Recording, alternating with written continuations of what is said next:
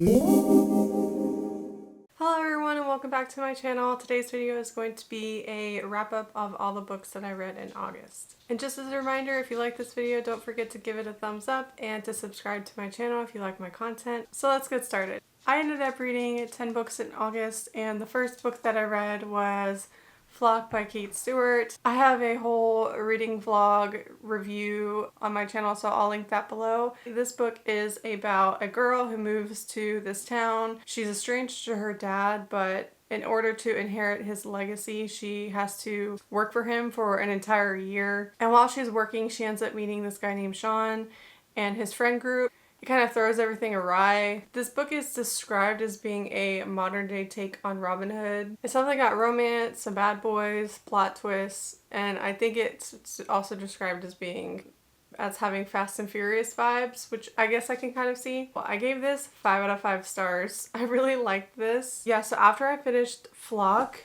I immediately read Exodus, and I was not prepared for this book. I'm not going to tell you anything about this one because you definitely need to read Exodus first, but it's just really, really good. I gave this like 10 out of 5 stars. And then I read The Finish Line, and this did some healing, but I'm still not over this series. It's still very painful whenever I think about it. I definitely highly recommend this series, especially if you are into romance. It's kind of a dark romance. It's not that dark. It's not really dark romance, but it has like a few dark romance aspects to it. I don't know. It's more just like a contemporary romance with a sprinkle of darkness here and there, but it's not extremely dark or anything like that. But still highly, highly recommend this series. If you're interested to see my thoughts on each individual book, definitely check out my reading vlog. Well, it's not really a reading vlog, it's more of a review. So the Ravenhood series made me cry a lot, like more than I've ever cried reading. And then I decided, because I'm a masochist, I decided to read Archer's Voice. This book isn't, like, it didn't make me, well, actually I did bawl. There was one point where I just like lost my shit during this book, and my husband was watching TV and I was reading, and I like ran into the other room. I just started crying so hard. I was still very tender from the Ravenhood series, so this book just like something happened that just like triggered me. So I ran into the other room and my husband heard me. He like came in there and he was like, "Are you okay?" And I was like, "No, I'm not." Anyway, so this book is about a girl named Bree Prescott who experiences a tragedy, and one day she realizes she doesn't want to live where she lives, so she just takes a road trip and ends up in this super small town in Maine. And her first day there, she goes to the grocery store and she ends up, accidentally not really meeting, but kind of meeting Archer, and she finds out like he's super mysterious and he doesn't talk to people, and like he literally doesn't talk to people, and the whole like small town is just very gossipy, and there are rumors about Archer, and she ends up being close to him. This is basically a love story about two broken people, because Bree has experienced her tragedy and Archer has gone through some things as well. This is just a really beautiful love story, and if you like contemporary romance, this is required reading. This is a must read. You have to read this. It's so good. Especially if you have a thing for good boys. It also deals with fear of abandonment and isolation, which I don't think I have read a book that deals with those things, and it just does a really good job. I gave this 5 out of 5 stars, and my buddy Reed Jess also gave it 5 out of 5 stars, so it's not just me. Like, this is a good book. So I also read the third book in the Zodiac Academy. This book is centered around the week of the reckoning, and all the seniors are supposed to make the freshmen' lives miserable as they prepare for their assessments. And that's all I'm going to say about it because it is the third book in the series. So far, the second book has been my favorite. This one was okay. I didn't have any major issues with it. I just think it could have really benefited from some major editing. I just think there were so many scenes that were either not done well or could have been cut. When we actually got to what the whole book was leading up to, which is like the trials and the assessments, I thought the scenes were so lame. I just didn't think they were very well done, and I wasn't stressed out at all reading them, and I definitely should have been. And this is also one that I found myself just picking up my phone while I was reading and not being like super engaged. And I normally don't, it doesn't normally register in my mind when I'm doing that, when I'm not like loving a book. I always just think I'm like in a reading slump or something. But I don't think it was me. I think it was the book. However, I'm still going to continue the series. I'm just taking a break from it for now. I've heard the fourth book gets a lot better, so I'm definitely not giving up on it. It was still really good. I gave this one 3 out of 5 stars. This one was just like meh. But if you want to know more about the series, I will link my Zodiac Academy video down below and you can check that out. So the next book I read was Crave. This book I've seen a ton of negative reviews about, and I kind of understand where they're coming from. Honestly, it's not written very well, but there's something about it that was just so addicting.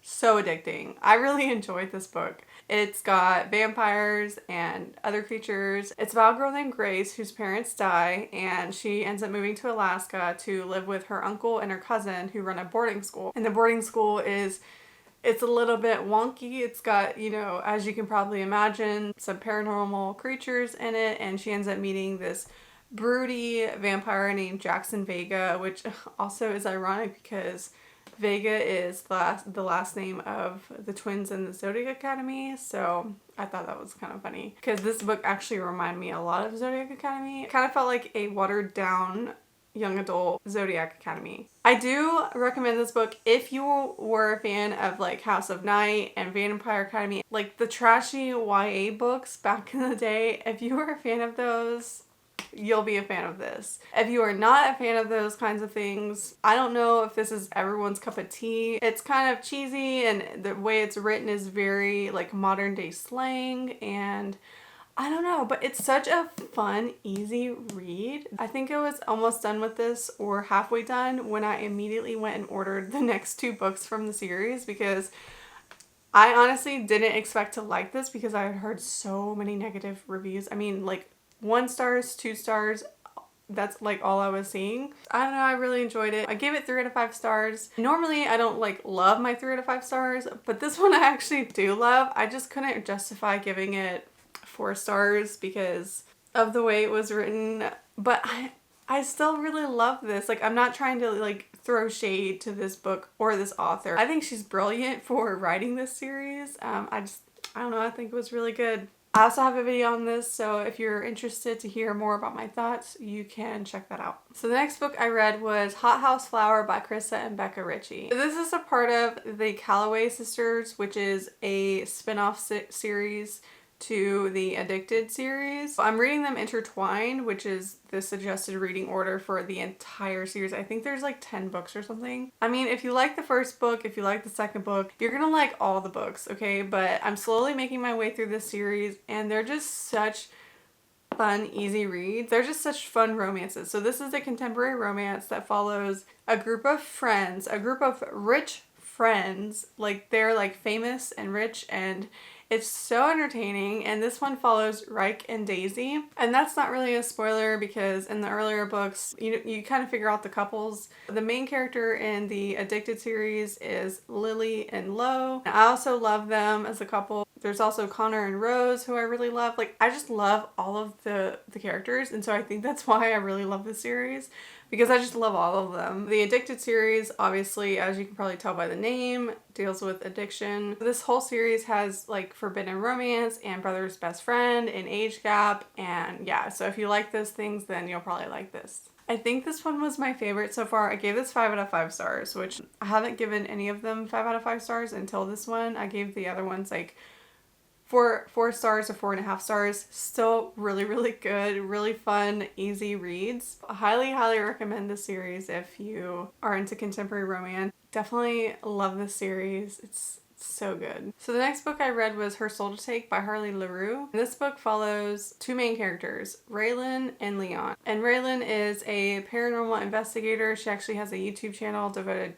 solely to paranormal investigations, which is really cool. And she ends up meeting Leon, who is a demon. So yeah, this is a paranormal romance. I don't know if I've already said that, but he ends up kind of like stalking her, and he has a reputation for pretty much killing anyone who summons him, but he obviously doesn't kill her. He falls for her. And I don't want to exactly explain the whole plot of the book because I think some of it is interesting to kind of find out as you're reading it. But he ends up wanting to protect her by all means possible. This kind of has a I hate everyone in the world but you trope to it. So if you like that trope, you'll probably like this.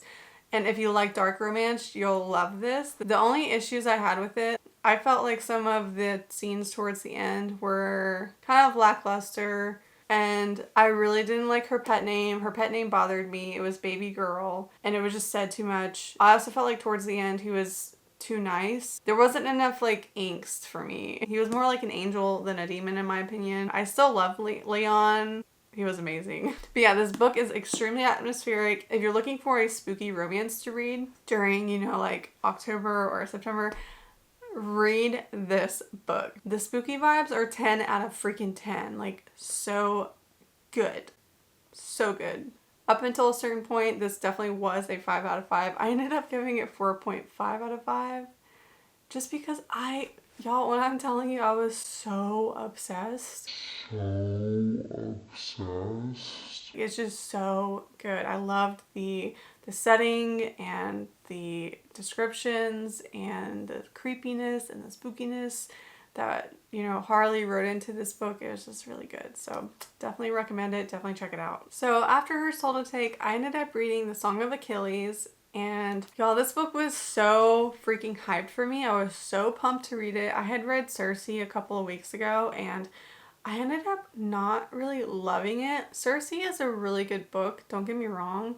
It just wasn't my favorite. But this is a new all-time favorite. This was so good. It has the same writing style as Circe, but there was just a lot more that I clicked with. I loved Patroclus and Achilles. Their relationship was